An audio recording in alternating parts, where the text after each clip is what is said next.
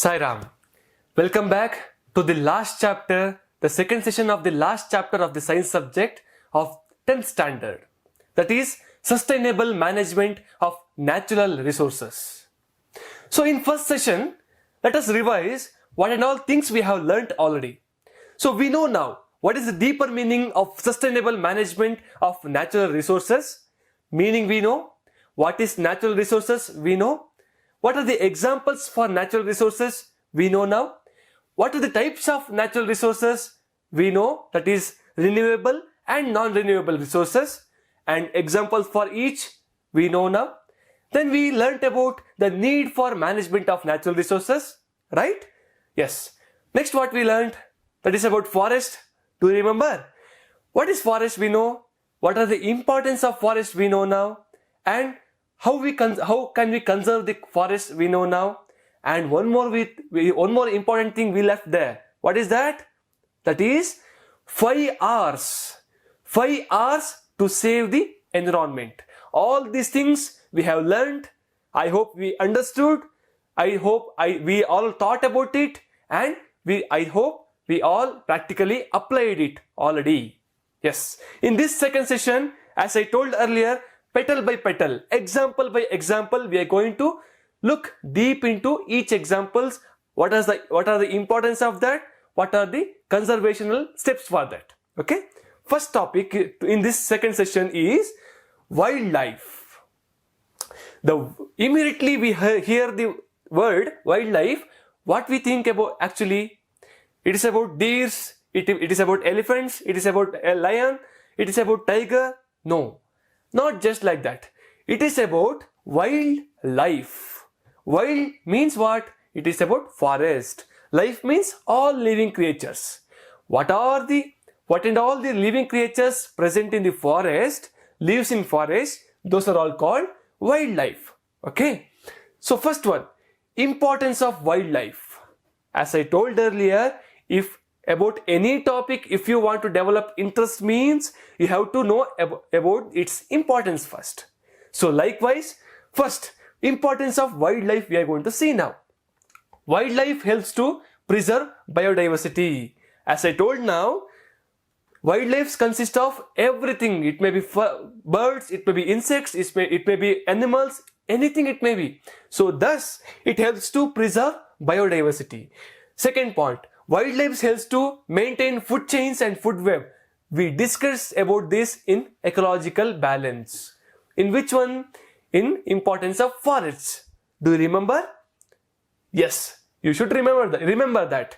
In importance of forest, we learned that forest helps to maintain ecological balance. In the same way, wildlife helps to maintain food chains and food web. For food chains, I gave the example of grasshopper will be eaten by frogs will be eaten by snakes will be eaten by eagle. All these things are wildlife only. So because of that, it helps to maintain food chains and food web. Next point, we get useful products from wildlife like food, medicines, leather, bones, honey, lac, etc. You can understand this point very easily. So all these things are importance of wildlife. Next one. So after learning about the importance of wildlife, we tend to think about the conservation of wildlife now, because it is deteriorating. We are harming the wildlife now because of how they are given here, preserving the natural habitats of animals. Natural habitats means what? It is forest only. They are wildlife. Wild means forest. They are losing it because of our increase in population, because of increase in industrialization, because of urbanization. We are destroying forest. We are destroying their natural habitats. So we have to preserve natural habitats of animals. That's how we can conserve the wildlife. Next point, banning poaching of animals, banning hunting of animals. We heard in Itihasas or Puranas, there were kings who just simply used to go to forest and just hunt the animals however they want. So that's how nowadays it's good thing. One good thing is that they are already banned the hunting of animals in the forest. However rich they may be, however strong they may be, they are illegal. So that's how banning poaching of animals conserve the wildlife. Next one, protecting endangered species of animals. Endangered species means what? Which are on the tip, which are about to destroy or about to, one second. So third point, protecting endangered species of animals. Endangered species means what? The species which are going to disappear in the society, which are going to disappear from their physical frame. They are on the tip of disappearing. So for example, we can see the example of dinosaur. Dinosaur was there, but physically we can't see that now. We may see the fossil like its nails or its bones in the museum, but we can't see it as in a physical form, right? In the same way, endangered species, it is already extincted. So endangered species, we have to protect them. They are going to destroy, they are going to disappear now. So by protecting, we are going to conserve the wildlife. Next one, setting up of wildlife sanctuaries, national parks, biosphere reserves, etc. We can conserve the wildlife. Wildlife here means it may be birds or animals, anything it may be. So birds, for conservation of birds, what are they? There are bird sanctuaries. For animals, conservation of animals, wildlife animals, what are they? What will it go? Oh. So setting up of wildlife sanctuaries, national parks, biospheres, etc. So wildlife means there are birds, animals, everything it may be. So for birds conservation, there are bird sanctuaries. For animals, there are zoos. Likewise, we can conserve the wildlife. These are the conservational methods of wildlife. So now, next topic, the next example we are going to see is water. Water we are very familiar with because it is the basic necessity for all living things, not only for human beings. It is for everything. Every living creature needs water for their living existence. There are many uses. If we think or if we talk about water or its importance, its usefulness, we can talk for a day or two. So in this chapter, in this topic, they are given as some importance. Daily needs water is useful for daily needs, agriculture or construction of buildings, roads, dams, etc. Okay. Next one. Water is natural habitat for aquatic organisms. We are also using the water. All animals are using water. Along with that, who are the direct beneficiaries? Who are direct living things in the water? They are aquatic organisms. Example, fish. Okay. Next point says that human activities are affecting the availability of water and causing pollution of water bodies. Because of our negligence, as I told earlier, we heard the word pollution, right? Here, because of our negligence, because of our misconduct in the society, negligent behavior in the society, because of our ways, water getting polluted, and because of that, what is happening there? We are affected, that's right, but primary affected things are water bodies. Water bodies are the living creatures which are directly depending upon water for their living existence, right? So because of our negligence, because of we are harming water, they are getting affected primarily. So this we have to think very deeply now. Next one, after learning about water and water pollution, about the basic topics, basic introduction about water, we are looking about dams now. So advantages of dams. What are the important advantages of dams? We have to see now. We may be knowing about dams and its importance, but here are 4 points which are telling about advantages. That is, first one is irrigational purpose, irrigation of crops. So for irrigation, we know water is required. If it is not required, it is not available in that places, means what? What happens? So first point is irrigation of crops. So we know crops irrigation requires water. If in that place water is not available, means what to do? So dams are there. From somewhere nearby, dams will be there. Through channels, through tunnels or some pipes, the water will be supplied to that place, irrigation lands, and thus crops will be cultivated. So next point, producing electricity. This we know, main production of electricity takes place near dams only. Next, supplying water to towns and cities. So villages we know, there are lakes, there are ponds, there are wells, everything will be there, water sources will be there. But in cities what happens? There are no wells, there are no rivers. From where they are getting water? Because of dams in the villages, nearby villages.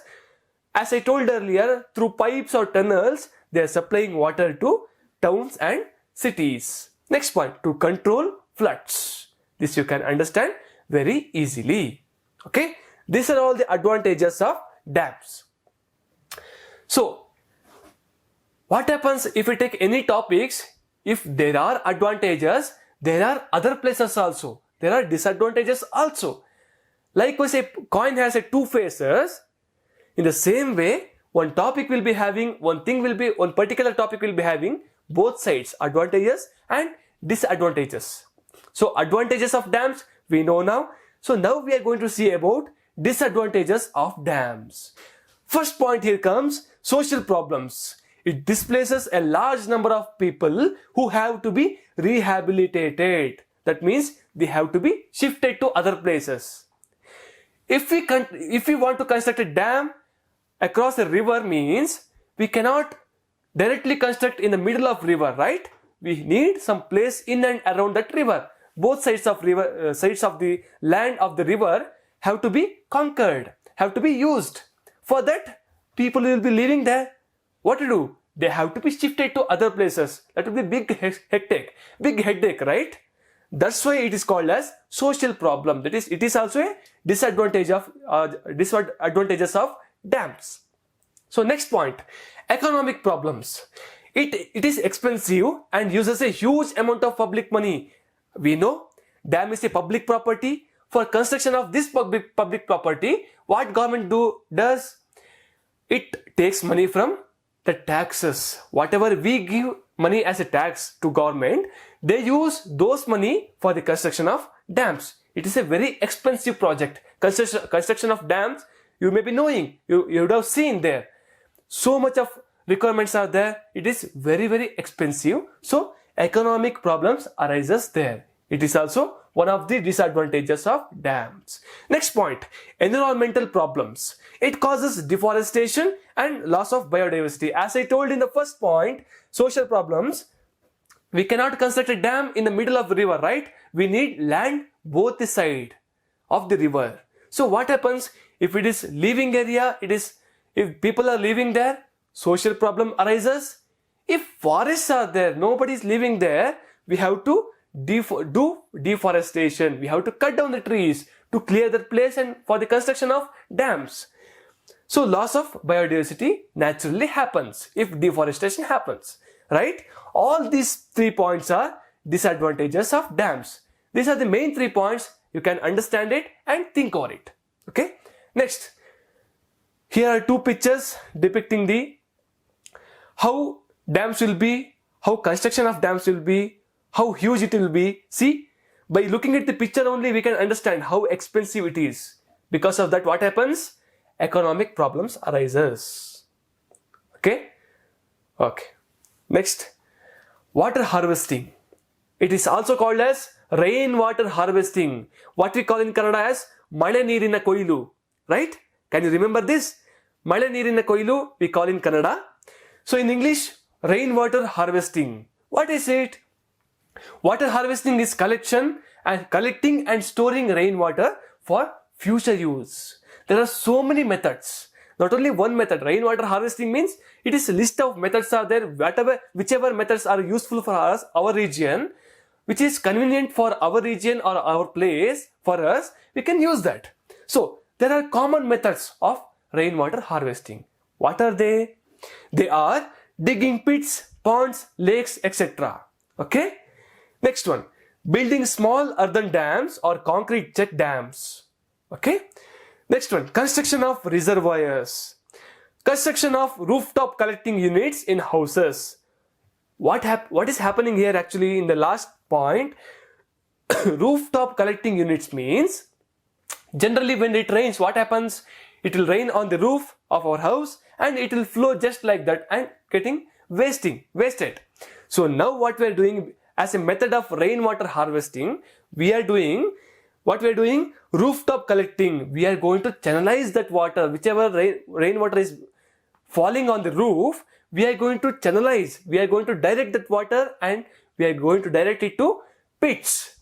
We are going to dig a pit and we are going to direct a water, channelize that water whichever falling on the roof and we are directing it into pits which we have dug already. So because of all these 5 points, either it may be digging pits or it may be building check dams or either it may be construction of reservoirs, all these things are what they are doing. They are creating underground water. What is underground water? Because of all these methods or any one of the method, what is going to happen? It is going to create underground water. Yes. What is underground water then? Below ground, under the ground, water will be stored there. If it is on the surface only, it is going to get polluted, right? It is going to become a ground for mosquitoes or breeding ground for houseflies, right? If it is on the surface only, it is going to evaporate easily, right? So now we are going to see advantages of underground water.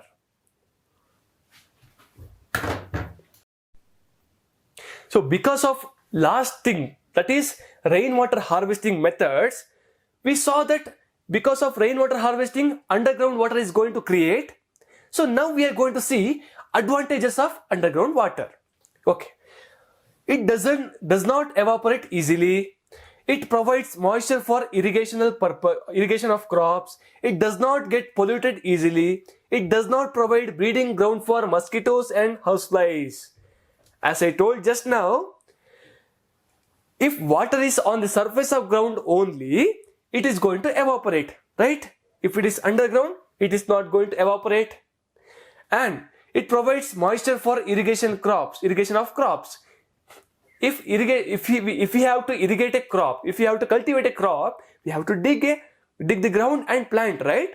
While digging and planting, if soil is full of moisture, the plant will grow very healthily, very strongly, right? So that's how underground water is there, because if underground water is there, irrigation of crop is very easy, right? Next, it does not get polluted easily because it is under the ground. It does not provide breeding ground for mosquitoes and houseflies because it is not on the surface. It is not stagnant water in the surface. It is underground. So that's how those are the advantages of underground water. Okay.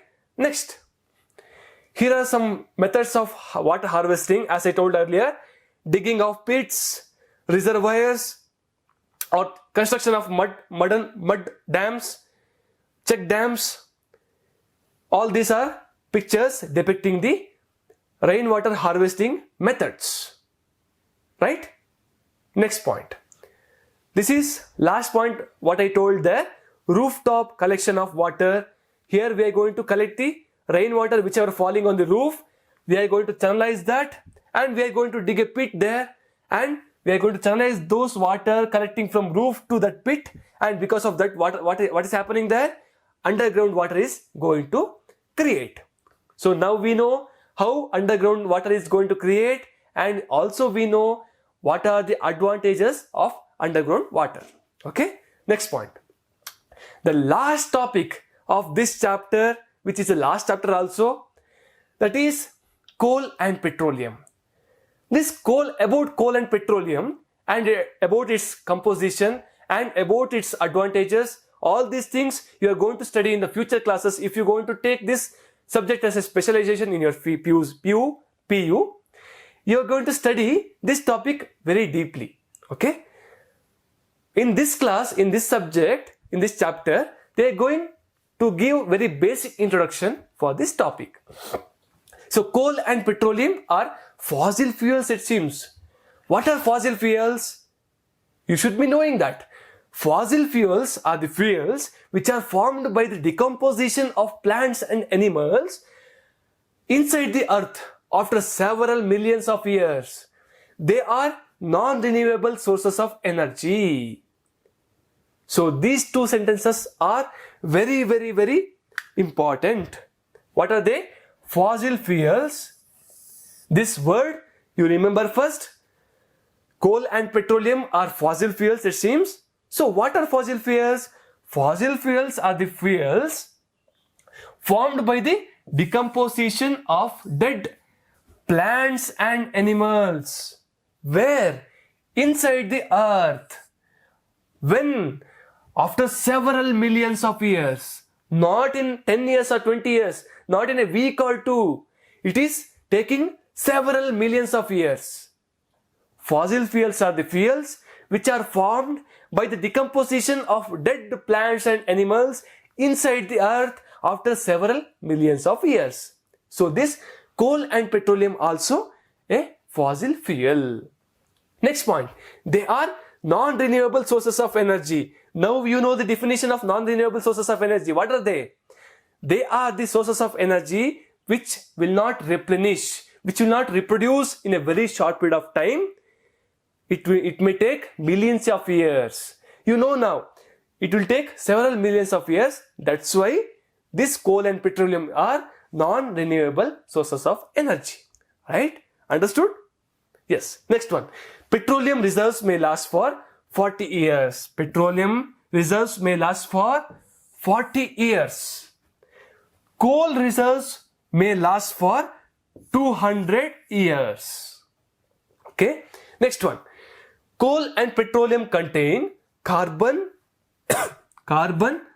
hydrogen, nitrogen and sulfur. This is the composition of coal and petroleum. You are going to look deep into it in your future classes, but this is the very basic introduction. You have to remember this. What are the composition of coal and petroleum? If they ask, you have to write it as carbon, hydrogen, nitrogen and sulfur. Okay. Next one. When they are burnt, what they means what? Here coal and petroleum. When coal and petroleum are burnt, they release carbon dioxide and oxides of nitrogen and sulfur. You have to remember this. When they are burnt, they release carbon dioxide and oxides of nitrogen and sulfur. This you have to remember. When coal and petroleum are burned, now you know about the composition of coal and petroleum, that is carbon, hydrogen, nitrogen and sulfur, right? So now when coal and petroleum are burned, they release carbon dioxide, okay, and oxides of nitrogen and sulfur. You can remember this, right? Yeah. Okay. Next, carbon dioxide is a greenhouse gas. This is very, very, very important. Carbon dioxide is a greenhouse gas. Why? Because it will cause global warming. What is global warming? Sudden increase in ground's temperature. This environmental temperature will increase rapidly because of what? Because of greenhouse gas. What is called greenhouse gas? Carbon dioxide is called greenhouse gas.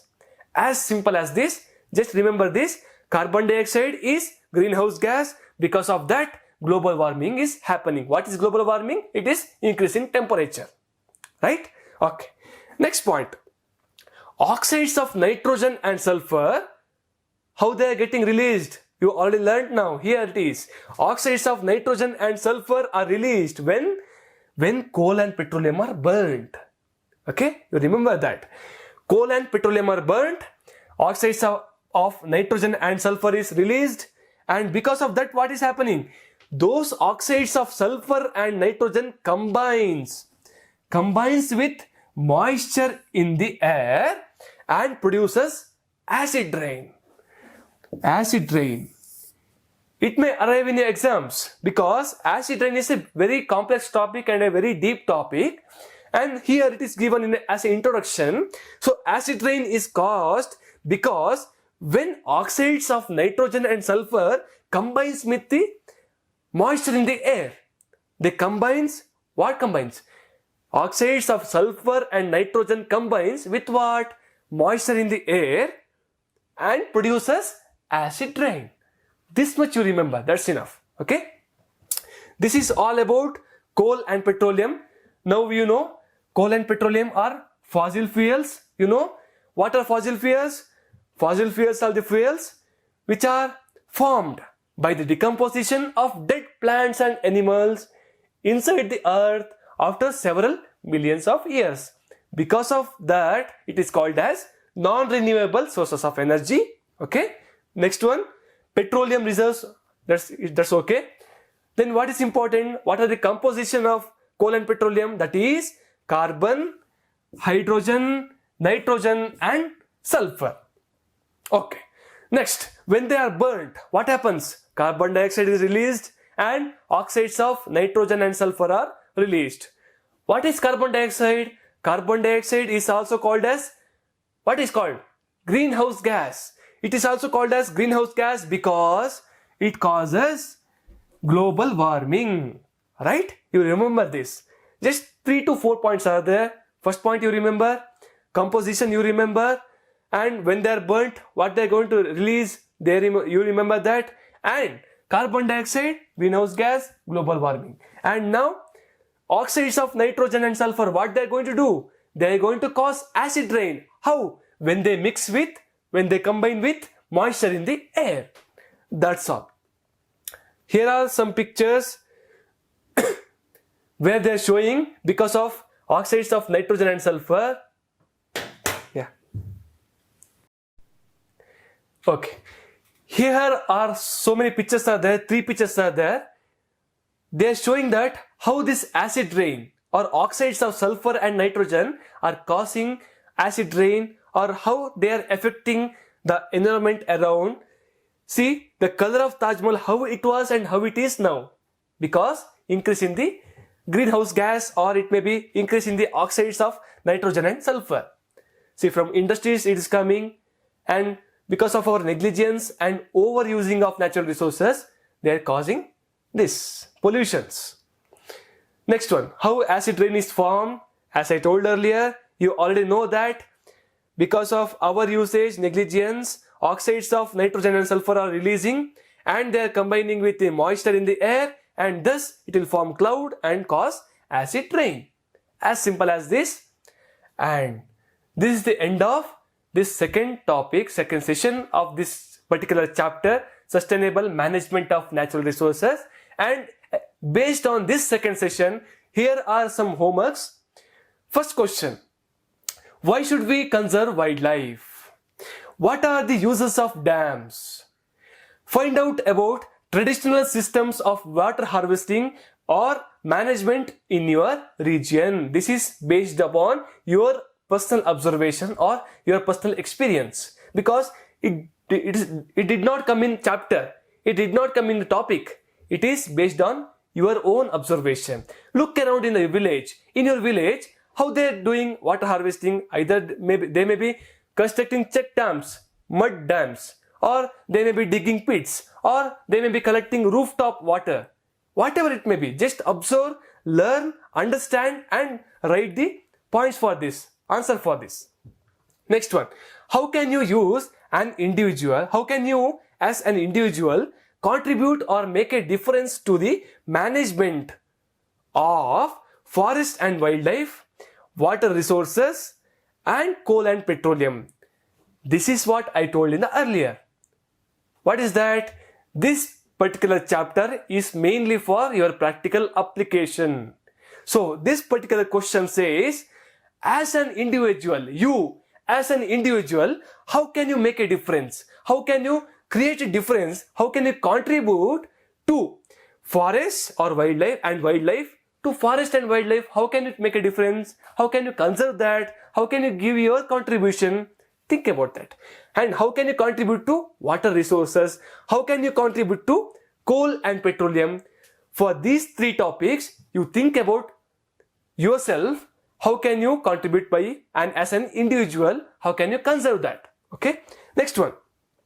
What is called as greenhouse gas?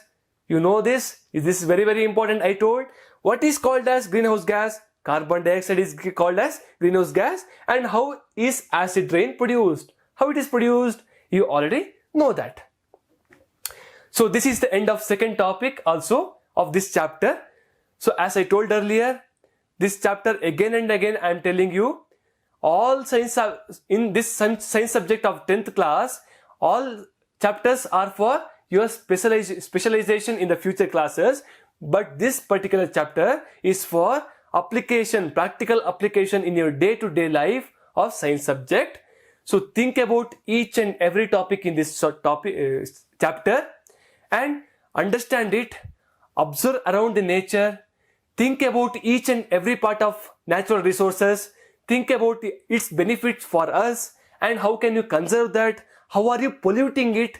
Think about all these things of every example of natural resources and move forward in your life and keep these natural resources, preserve these natural resources not only for our generation, for future generation too. So saying, I conclude, thank you, Sai Ram.